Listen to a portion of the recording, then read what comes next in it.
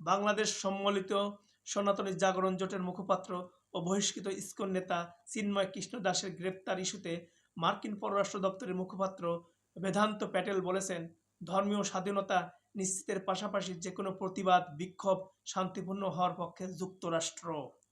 স্থানীয় সময় মঙ্গলবার পররাষ্ট্র দপ্তরের নিয়মিত প্রেস ব্রিফিংয়ে তিনি একথা বলেন।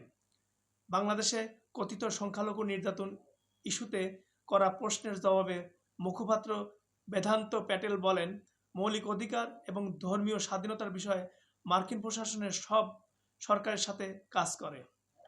এই ইস্যুতে চলমান বিক্ষোভ প্রসঙ্গে স্টেট ডিপার্টমেন্টের মুখপাত্র বলেন, প্রতিটি প্রতিবাদ শান্তিপূর্ণ হওয়া উচিত। বহিষ্কৃত ইসকন নেতা চিন্ময় দাসের গ্রেপ্তার ইস্যুতে করা এক প্রশ্নের জবাবে মার্কিন এই মুখপাত্র বলেন, এই ইস্যুতে স্পষ্টভাবে অবগত নয় মার্কিন প্রশাসন।